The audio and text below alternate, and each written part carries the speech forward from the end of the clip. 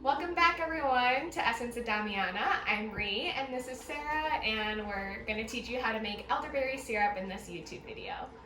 Today we're on the land of the Kumeyaay in the San Diego County, and like always we like to honor the land that we're on. So a lot of you may have tried elderberry syrup before. It is a great herbal medicine to have on hand, especially for cold and flu season. It's a potent medicine because it's so high in vitamin C. It's also anti-inflammatory, antiviral, immune modulating, antioxidant, and it just tastes delicious. So it's really good for kids. It's also super safe, but as always, check with your healthcare provider before starting any herbal medicines. And elderberry in particular, the raw berry has a component that can cause severe diarrhea and vomiting. So for the decoction today, we're using the dried berry and we're actually straining it out, so it's not technically in the syrup. And if anyone's curious as to where to get dried elderberries or other herbs, we can link a few places that you can order herbs online. Now we're going to insert the clip of how to make the elderberry syrup at home, and we'll see you in a little bit.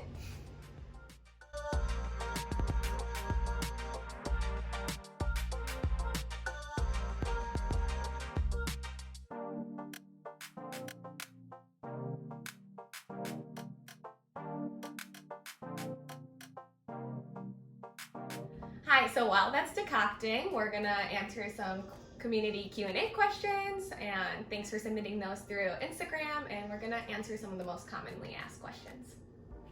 Sarah, kick us off. First question is, what made you decide to start Essence of Damiana? Okay. Yeah. To be completely honest, with everything that was going on in the past year and a half, we were starting to lose some momentum, and some of the classes that were supposed to be in person, like herbal formulations and just a lot of our classes, to be honest. So we were doing things online and doing things at home, so we thought it might be a good time to put our hearts into something creative and just like sharing this medicine with you guys at home and having these community circles and seeing our friends and family and also strangers. It's been really fun. Yeah. Everything went virtual for a long time, so it was harder to stay inspired, and we were hanging out all the time anyway, so we figured we might as well just be useful with our time, and it's super fun to like empower everyone else to also get involved and make medicine at home. So that's pretty much it. And it's just fun hanging out together and making these silly reels for you guys. And, the reels are fun. Okay, next question. Okay. Why did you choose naturopathic medicine? Okay. Can I go first? I can go first. Yeah. So I basically always loved helping people, and I always loved the medical field. For a while I thought I wanted to go the dental route, and then a lot of just life things happened, maybe like my junior year of college, and I decided against going that route, and then I think junior or senior year I decided if I'm gonna go to medical school and put in all that time and effort and money, then it better be something I'm like super passionate about, and I've always just kind of been passionate about holistic healing and stuff. So I found naturopathic medicine and found Bastyr, and here I am. The rest is history. For me personally, it wasn't the traditional route of being like super passionate about naturopathic medicine. In undergrad, I didn't really know what I wanted to major in or what I wanted my future to look like. So I was meeting with a counselor every week, and we were exploring my values and my strengths and really trying to hone in on what I'm passionate about. And through that, I had a quarter off before I had to enroll in my major. So I was taking some classes and I was looking through the university catalog, and I found this little hidden college called College of Spiritual Healing, I think. And one of the classes I took in that was Intro to Alternative Medicine. And so every week a different healer would come in and talk about their profession, and one was a naturopathic doctor, and I was like, oh, like this is cool, like maybe this is where I'm supposed to do. And then I looked into it when I got home that day, and I saw that there was a school in San Diego, and it just like clicked in my heart, and I'm like, oh, like I'm supposed to be there for the next like chapter of my life. So now I'm here. And now we're almost done. Next question is, what is the hardest part about going to naturopathic medical school? I feel like it's like time management and for sure, just putting in the time and effort. Like think that, you know, going into medical school, like everyone's pretty like naturally smart and like good at school, but like it's not going to come easy to you unless you really put in like the time and the work, and just it's a lot of time and work, especially the first couple of years. Like it's really hard to get used to. Yeah. I think that's like the hardest challenge for me. And going off of that, just I feel like overall endurance to, you know, just like chug through all the studying, and also, you know, like while you're tired with school, you also have to feel inspired and also, you know, like interact with patients in the clinic, and you can't just, you know, dilly-dally for that. You got to put your whole heart into it. And life doesn't pause when you're in school. Life things happening, and school things happening. And then when it went virtual, it was pretty hard to stay inspired too. Yeah, you have to be really dedicated. And that just brought something up for me, but it's so important to become close with your like classmates. I feel like our class is so tightly knit, and we can always rely on each other. Wow, I'm gonna like tear up.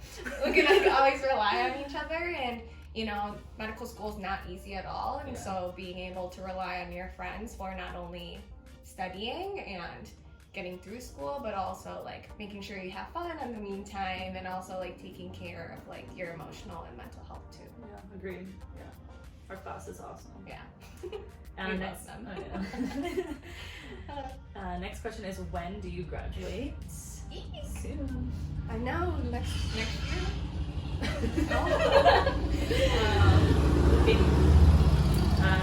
The nice weather, you know, the bikers are out. June 2022. Yep, that's the answer that we were trying to get to. Yes. 8 months. Wow, that's crazy. I feel like we were just like little baby doctors that just started medical school. Okay. Goes by fast. Okay. Time flies when you have fun. Next question is, what is your favorite memory together? It's hard to like pinpoint just one. Well, it's hard for me. Can you think of one? No, like every day is a good memory. We hang out a lot. We do. We hang out a lot. And we do a lot together too. Like we've gone on trips like to Joshua Tree, where we like really first started Essence of Damiana and filming things, and that was really fun. That was fun. Yeah, we recently went to Disney, and that was really fun. Yeah. But I feel like my favorite memories are like the little moments that we have together, like going to dinner together, or dinner dates. Yeah. Painting furniture together, or putting up curtains. Sunsets with burritos. Yeah, all of it. Yeah, true. Coffee shop dates. Yeah, playing with the dogs. Yeah, every day. Okay, next question. Will you be making and selling herbal products in the future? Ooh, that's really fun. Would you guys buy some? Because that could be really cool. We'll think about it. Stay tuned. Next question. What is the best part about living in San Diego? So many. The weather. The sunshine, the ocean, the beach. Tacos. Dogs everywhere. The people. The people. Good coffee, good espresso martinis. Little Italy. Microbreweries.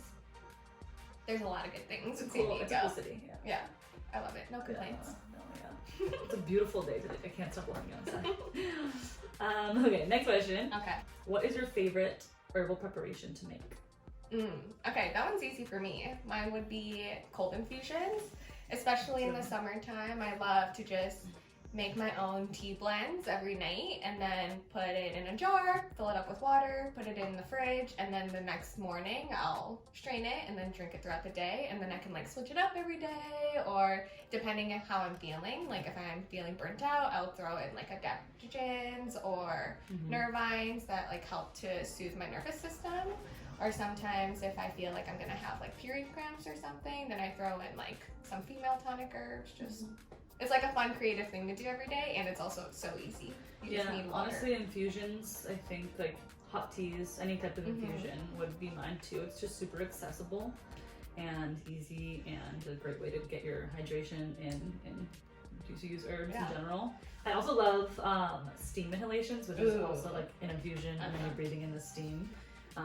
Anytime I have like any type of upper respiratory infection, stuff you know is cold, steam inhalation is like my go-to. And if you have questions about how to do a steam inhalation, we made a reel for you on Instagram, so check that out. Yes. And speaking of like inhaling warm steam, I love putting like little flower petals or leaves in my bath, and I feel like that's like a nice way to soothe my soul, but also, you know, like soak it in through my skin, and it's like a hug from your teeth. Yeah. So we love infusions. All you need is water and plants. Yeah. Any type of infusion. Super simple. Okay, next question. What should I use my elderberry syrup for? And we kind of already talked about it. Like, it's great to have on hand for cold and flu season. It's great to boost your immune system. If you start to feel something coming on, you can take about a spoonful, like 1 or 2 spoonfuls per day. You said you like it. Yeah, I love to like drizzle it onto my yogurt in the morning with my berries. Or sometimes I like to put it on my oatmeal. If I like don't wanna, if I don't wanna drink it by the spoonful, because sometimes it's a little too sweet for me, I like to mix it with my food. I like sweet. You can also put it in your tea, because there's a lot of honey in it, so melting into your tea is really fun way to get it in. Okay, next question. Any tips for staying healthy during cold and flu season? Well, we're not giving medical advice. Yeah, we don't do that here. Not yet. But we did kind of talk about how elderberry syrup is obviously good for cold and flu season, and just kind of taking care of yourself. Yeah, when I think about how to like prepare your body and like just prevention, because you know that's one of our principles, it's just focusing on the foundations of health. So are you getting optimal sleep? Are you getting enough sleep so your body can recover? Or are you exercising your body so you're not feeling stagnant? Like, what are you eating? You know, are you eating nutritious foods or like grounding foods in the colder months? Drinking enough water, managing your stress, the basic things. Yeah, how's your support system? Like when I lived in Chicago and Minneapolis, I used to get seasonal depression because it's just so cold and you're always inside, and you know it's kind of like gray outside with the snow and the clouds, but you know during those times, like who can you call or who can you rely on? Or I feel like that's really important. So your support system, taking care of those foundations for sure. And that concludes all of the questions. Okay, I hope the decoction's ready, and then we'll show you how to make the rest of the syrup.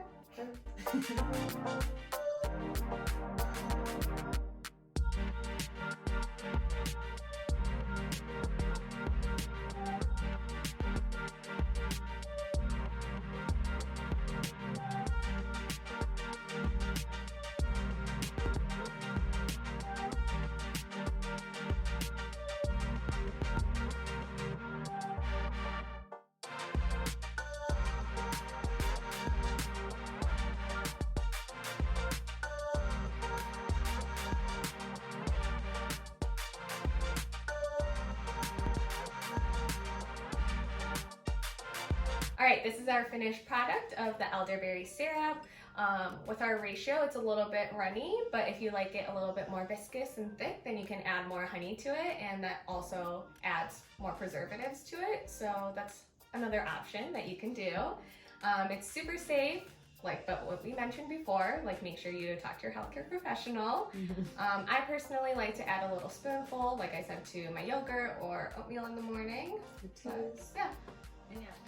And that's it. Thanks for joining us today, and we'll see you next time. Hope you enjoy it. Bye.